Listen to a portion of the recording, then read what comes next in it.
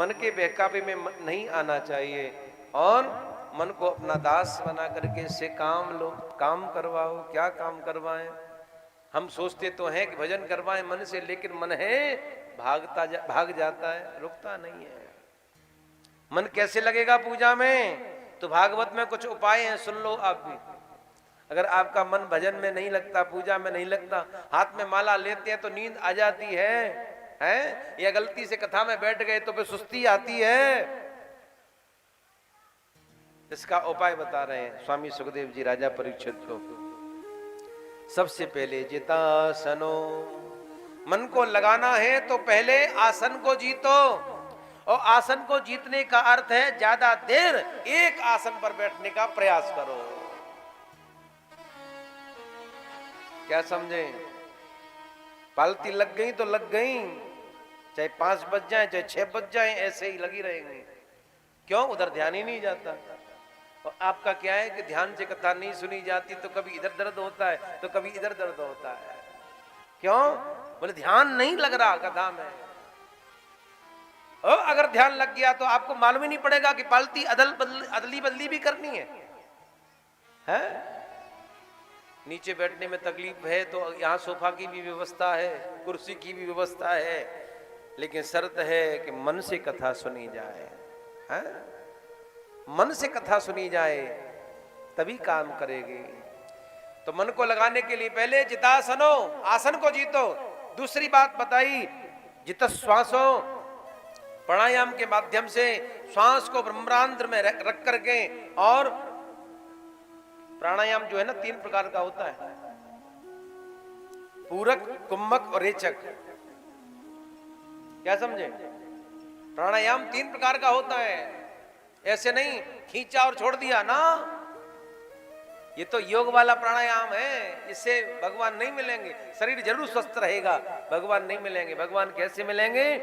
कुंभक, पूरक, रेचक प्राणायाम करिए। पहले एक नासिका को बंद करके एक नासिका से श्वास को खींचिए, फिर उसको रोकिए और 32 बार भगवान का नाम लीजिए। जब 32 बार, पहले 8 बार नाम लो, फिर 32 बार लो, और बाद में छोड़ते समय 16 बार नाम लो। कुंभक, पूरक, रेचक, 3 प्रकार से प्राणायाम जब किए करेंगे तो मन जो है ना लगेगा, मन ठहरेगा।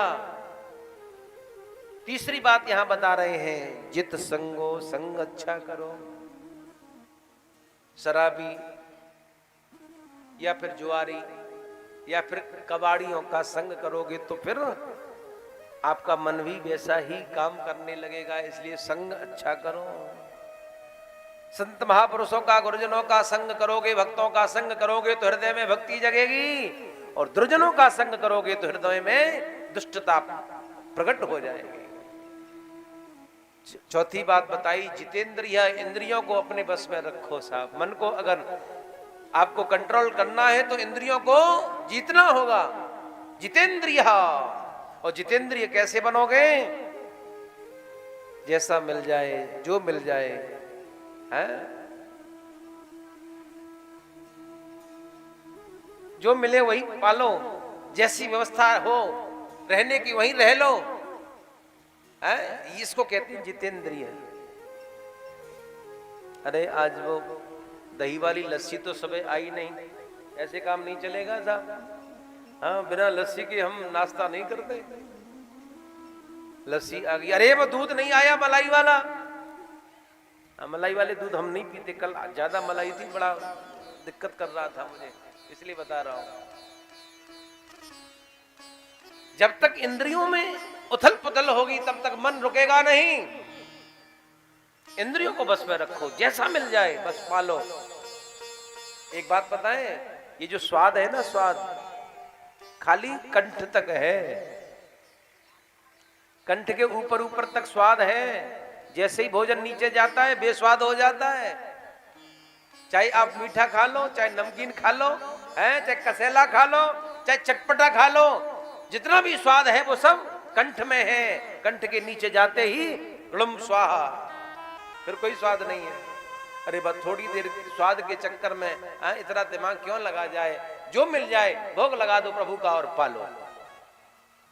इंद्रियों को अपने बस में रखो, होगा क्या?